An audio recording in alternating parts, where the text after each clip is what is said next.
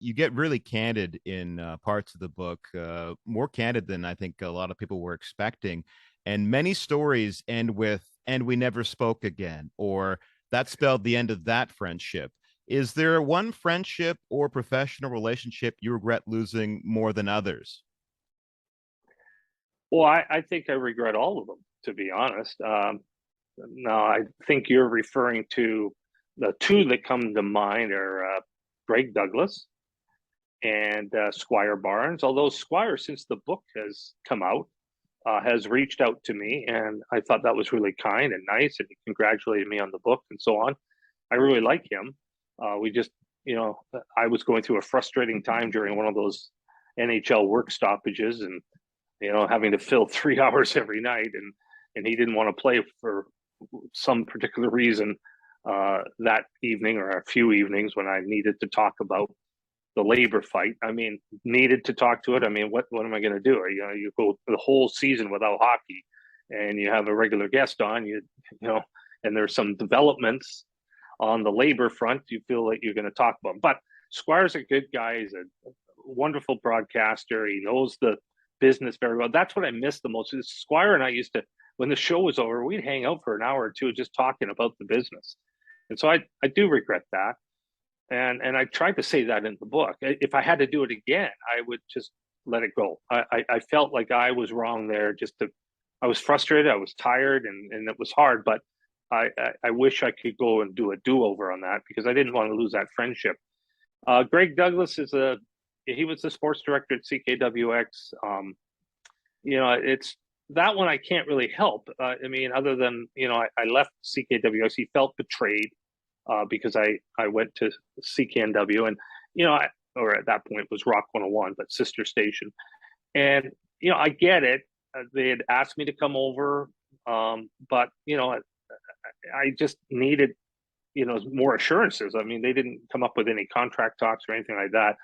So I just feel that Greg, it's too bad. And he had an article in the Sun or a column in the Sun, and there was a lot of shots taken at me afterwards. But still, I would like bygones to be bygones, and I wish that he and I can have a conversation again because I like him a lot. He's a good guy. He's had a great history in Vancouver. It's just sometimes it doesn't work out. If I miss anybody on the list, No, I think that's it. I mean, I could go back in the book, but those are the big two that I thought of as well. But yeah, it was really something to see someone get so candid about their career and the relationships, because that is what this is about, is the relationships you make in this business. What do you think the legacy of Sports Talk is, and how do you want to be remembered? well, I think the legacy is one of trailblazing, and by that I mean filling a void. There was that huge void in the marketplace, and so I look at it back then. It was going to happen eventually, but it was probably not going to happen for 10 or 15 years. So I filled that void of having a landing spot for Vancouver sports fans on game nights and off nights. Part of my secret sauce was to come on right after the games. The games were fresh. And, it was just, such filling that void. How do I want to be remembered? I I hope that people will remember my credibility, my trustworthiness, that I wasn't fake. I was the same on the air as I was off the air, that I formulated opinion, but with thoughtfulness. I didn't spout off. Some people might think I did, but I didn't spout off on stuff I didn't research. If I had a strong editorial comment, that would be as a result of really researching, talking to different people, and formulating it. I think part of my secret sauce as well was not trying to ram opinion down in my first few years. I was more of a traffic cop in the first 10 years of the show.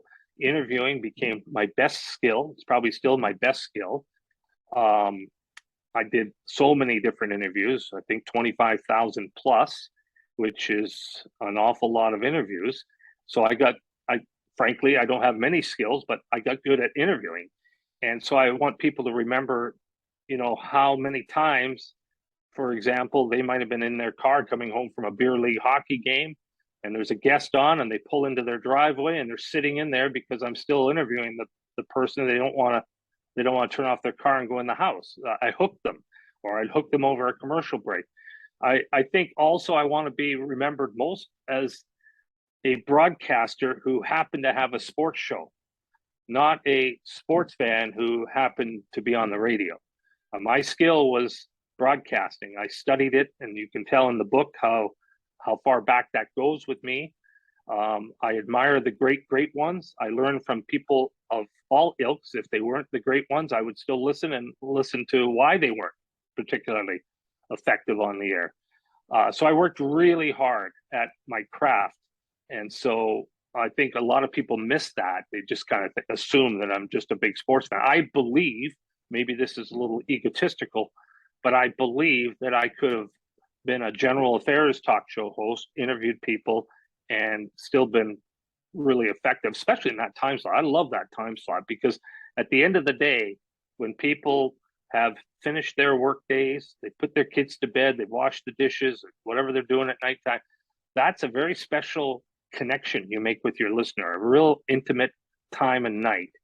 And I really feel I took advantage of that and loved every minute of that because I could feel the audience was with me. The name of the book is Pleasant Good Evening, a memoir, my 30 wild and turbulent years of sports talk.